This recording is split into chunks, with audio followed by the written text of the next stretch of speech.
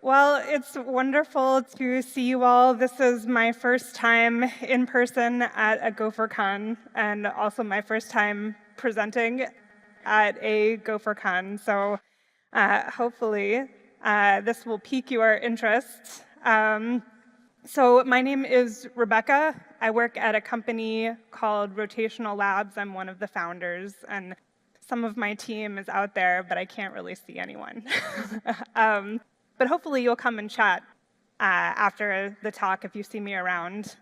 What I would like to talk to you about this morning is how to build distributed systems and whether or not it's a good choice depending on the context that you are in and maybe some of the considerations that you can learn about from our mistakes that we made in the process of building things from scratch. So I'm going to start with kind of a case study, a story from the last 2 years of building a very specific distributed system. And then I'm going to backtrack into what is a distributed system and tell you about how to do it correctly. And then I'll talk about how we did some things incorrectly that we had to fix. And then finally, I want to talk a little bit about what we think is coming next, what's on the horizon for distributed systems. So the case study is a project called the Global Directory Service. So for most of the history of crypto, it has been a largely unregulated space by design. And so all of a sudden now, governments are starting to get interested in regulating people who are participating in crypto, mainly for people who are participating at very high numbers of financial transactions or very large financial transactions, and they're concerned about things like financial crime and human trafficking, mainly. So obviously this is a problem because core blockchain type protocols really are not set up for sharing the kind of private information that you would need in order to vet somebody that you're doing a transfer with. So how do you solve that? Well, you need some other protocol that can run in parallel to the blockchain and facilitate secure, low latency transfers of that private information. When I say private information, I mean like social security numbers and international equivalents of social security numbers, street addresses, telephone numbers. So this is not stuff that you want public on the chain. And it's got to be fast, it's got to be secure, and it's got to be decentralized because it's crypto and people will not buy into it if it is not decentralized. So what we're sort of talking about is building like a signal for crypto. So that's what we did. We did this at the behest of an international nonprofit working group called TRISA. Organizations around the world can enroll using a web application.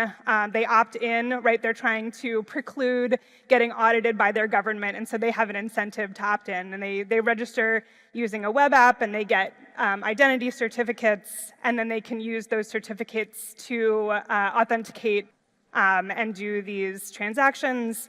We use public key cryptography, and so we are using mutual TLS to ensure that you are always sending, this private information to who you want to be sending it to, and not to some other person who's just paying attention.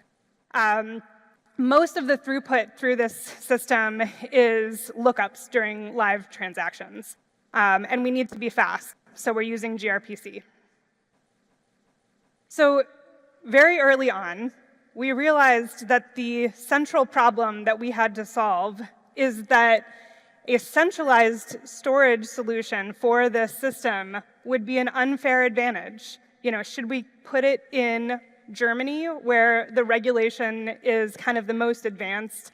Should we move it to Singapore, where regulation is changing the fastest?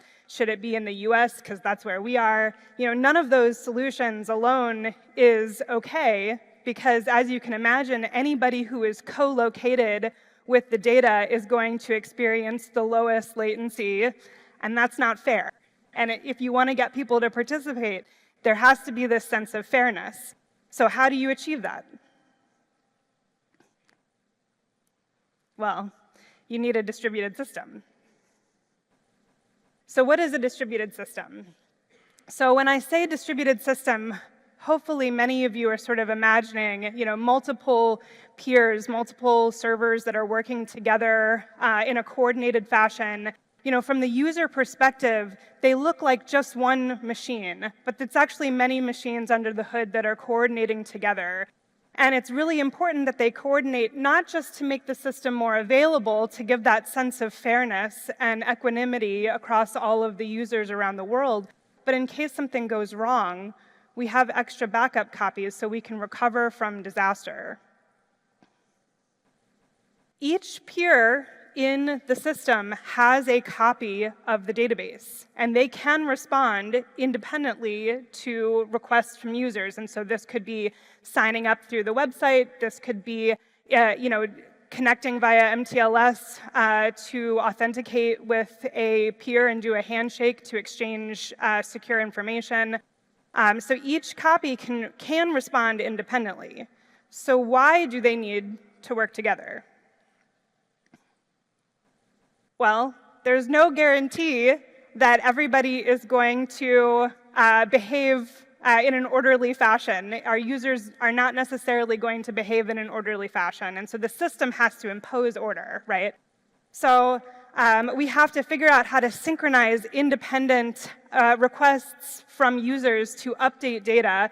Those requests could be concurrent, which in the case of a distributed system just means that we don't know how to put them in order. It doesn't necessarily mean that they happened at the exact same time. It means that we can't tell the difference between which one happened first. And worse, sometimes those updates are going to cause the system to become inconsistent. So if two different users request updates to the same value concurrently, how do we decide who wins? So there's actually a lot of solutions to this problem. And if you read the distributed systems literature, there's kind of this whole range of ways to solve this problem. And it really depends for you on how consistent your system needs to be. And you should really be thinking about what makes the most sense for your system when you're building a distributed system. You shouldn't be looking at, the next person to see how they've orchestrated their synchronization. You have to make decisions based on what makes sense for you and your users.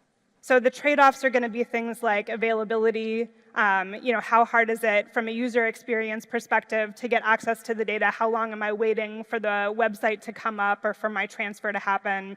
Staleness. So what is the probability that I might look at a value that's actually a little bit out of date? How bad would that be? Is that catastrophic, or is it just annoying for the user? So there's a whole range of different answers depending on your context. And cost is another one, right? So synchronization is expensive, and more synchronizations are more expensive. And the more consistency you need, the more you should expect to pay.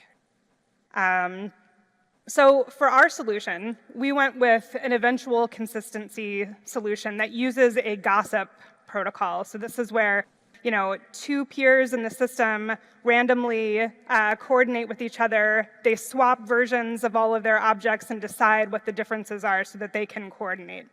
So this is eventually consistent because if everybody stops doing everything, eventually all the peers will have the same version of everything. And so this is a good option if you want to prioritize low latency and high availability, and you're willing to tolerate some staleness.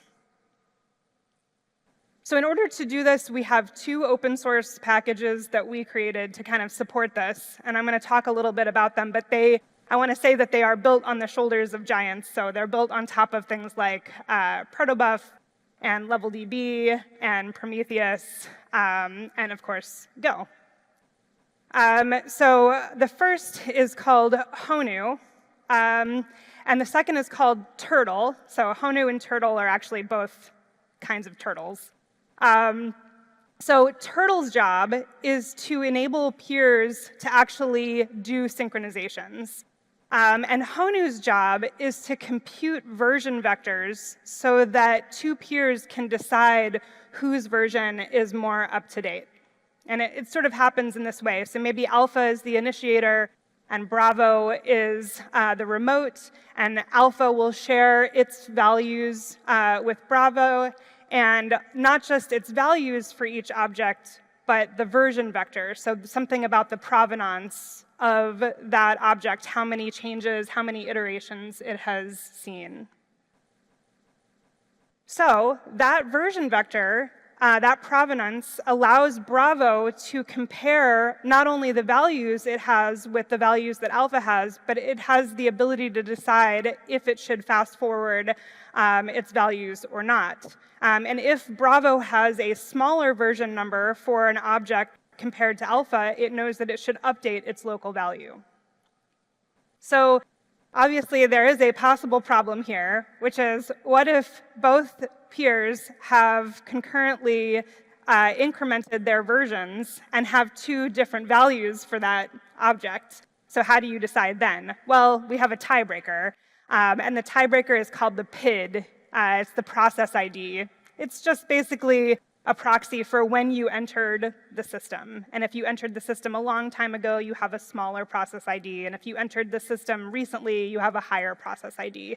And so if we need a tiebreaker, we always privilege the smaller PID, which means that every peer knows exactly how to put things in exactly the same order, because everybody's using the same algorithm. OK, so what did we do wrong? First of all, Go was not the wrong choice, and I want to make sure that that is clear. Go is an excellent choice for writing distributed systems. You should definitely write distributed systems in Go. It comes down to a lot of the features that just come with the standard library. goroutines and channels are incredibly effective for orchestrating sort of the concurrent operations and facilitating communication between processes. And then things like Go benchmarks and pprof and sync and atomic for making sure that things are not getting tangled up. So, things that didn't go perfectly the first time. It turns out implementing bilateral anti-entropy is quite difficult because there is a tremendous amount of concurrency that is happening. So if you just think about two peers that are synchronizing with each other, the initiator starts by sending all of its version vectors to the remote. The remote starts looking through those vectors and can start making requests right away. So that's potentially concurrent already. And then the initiator is sending data to the remote, and eventually will say, I've sent you everything that you've asked for. And then the remote, because it's bilateral anti-entropy, the remote can send new versions back to the initiator because it knows it can discover which things the initiator is missing. So that's already like 6 goroutines at least. And then if you consider the fact that the remote, in this case, might also be the initiator in another synchronization with another peer that's happening potentially at the same time. So that is very easy to mess up. And one of the challenges is that we are using gRPC in order to achieve high throughput in this system, and we want to make sure that we're not slowing any of these transactions down because people would be mad. So the challenge when you add gRPC streams in there is that there's this kind of added semantic that you can only have one goroutine that's doing send and receive, or you can have 2 goroutines. One can send and the other one can receive, and you can't get them tangled. And so we did get them a little bit tangled the first time. And so the ultimate solution was sort of to create this struct that would ensure that we were always having just one Go routine that was allowed to call the stream send message for the gRPC bidirectional streaming. And so what that looks like in practice, is we start kind of maybe, you start off dialing and establishing a connection, and you instantiate a stream. You create a wait group so that it's going to manage the Go routines that we're about to start. And then we create this stream sender, which again, that's what's kind of ensuring that we're not going to violate the gRPC semantic. And then we can start the phase 1 of the initiator's exchange of information with its peer, and then start phase 2. And this allows us to make sure that we don't have out-of-order synchronizations or disagreements in the system. So another thing that did not go perfectly the first time is, you can imagine, right, we have a distributed system, which means that we want the peer that's closest to you to respond to you, so that you kind of have the fastest response possible in the system. The issue, though, is that when you are using like a cloud-hosted version of Kubernetes, it wants to do TLS termination at the load balancer. And so we can't actually, we went through the whole process of implementing our solution using kind of a cloud-hosted Kubernetes solution, and then discovered that because we were using gRPC, we were not able to figure out how to get MTLS all the way through to the other side. So what we had to do instead was kind of a home-rolled version of geo-weighted DNS routing. We had to set up our own ingress. So this is implementation 2. And it was a lot more work. I'm not going to lie. It was more work to roll our own solution here. But there ended up being some silver linings, which is kind of neat. And that's why I wanted to mention this one in particular, which is that when it comes now to things like GDPR compliance, like ensuring that we know where people's data is in terms of a geographic region where there might be geographic-specific regulations, it's really straightforward now because we're in the driver's seat. It also has enabled us to kind of take control of our multi-cluster deployments, which is kind of one of the biggest, maybe the biggest problem right now in the Kubernetes community, is that multi-cluster doesn't really work as flexibly as most of us need it to be. What about what's coming next? And this is sort of a function of what we discovered, all of the legwork that we went through, all of the false starts and revisions that we made over the course of the last couple of years. So you'll remember that in the beginning of the talk, I suggested this kind of conventional definition of distributed systems, right? A distributed system is a network of computers that are working together so as to appear as a single machine. So this is certainly how the hyperscalers achieved their scale. And what happens is when you have to get a bigger distributed system to manage more concurrent users, the way that you do that is you add more hardware, or you add more DevOps people, or both. But if you are like me and my company, your mileage will almost certainly vary. That is not kind of a solution that is going to generalize very well to everyday folks like us, right? So it's technically still true that a distributed system is, this network of peers. But I think that it's kind of an older idea now. It's an older idea because it's rooted in much older ideas about what constitutes a server. Basically everybody is holding one in your hand right now, right? And that's kind of a new thing. It's a new world. And the original vision of distributed systems also was imagining, very stable machines. And what you have now is people who are connecting from all over the world, including places that are very far away from a cloud region, and maybe don't even have Wi-Fi all the time, right? So there's a lot more people who are participating now than before. So here's what I would propose as a revised definition. If you do decide to move forward and build distributed systems, I would recommend that you think of them more as events that are flowing through space and time.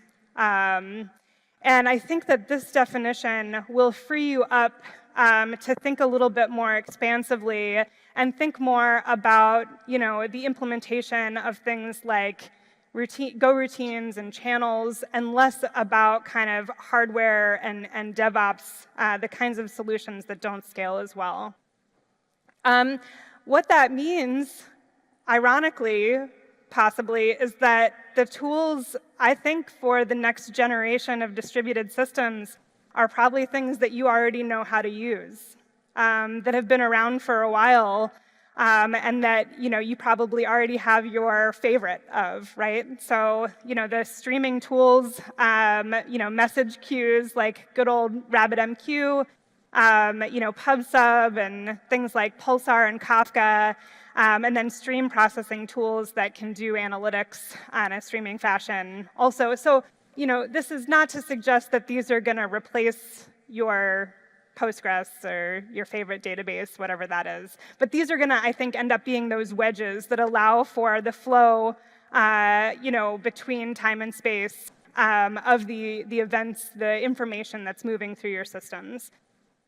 So that does sort of leave a question of, okay, if it's all the tools that we already know about, what is missing from those tools? What's coming next? So I want to hypothesize a little bit with you today about what I think is coming soon to an open source repository near you.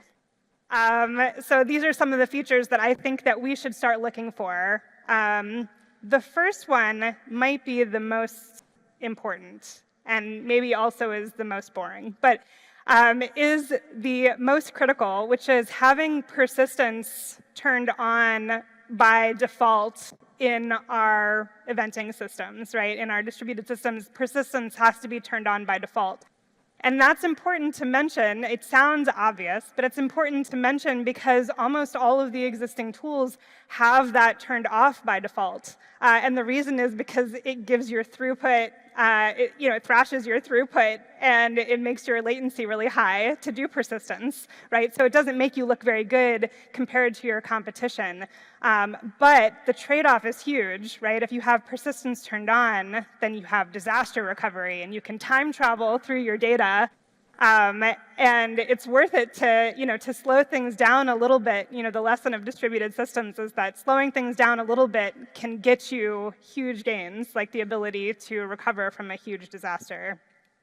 Another feature that I think we should be on the lookout for is geographic event encoding, or geographic data encoding by default. So for the most part, our cloud service providers imagine that we don't want to know about geography. They've abstracted it away from us. That's why the TLS termination in the load balancer was such a obvious solution from the cloud provider perspective, but it subverted our ability to do what we needed. Knowing where your events are coming from and where they're going to is really valuable for doing things like GDPR compliance, or just giving a better user experience to your end user. So another one is having total ordering turned on by default. This is a hard one. So this is a hard one to achieve. Most tools can only guarantee total ordering, for a single node, right? But the reason that that's true is because total ordering requires consensus, which is like the hardest form of achieving consistency, and it can impede performance. But with total ordering, we can start to count on equitable global engagement, equitable global experience for everybody around the world. And that's really going to be central to the next generation, I think, of distributed systems. All right, last one, and my favorite one, which is automatic reconfiguration. So I am very much looking forward to this feature becoming available in event tooling. So think about, what I said, the first generation of distributed systems, the big guys, Facebook and Twitter and Google and Amazon, they all rely on using kind of scaling with hardware, scaling with bigger DevOps teams. We need a way that makes more sense for everyday folks, and so we need better algorithms that allow us to do automatic reconfiguration. So if you want to see more about what we're up to, check us out at rotational.io or rotational.app. Thank you very much.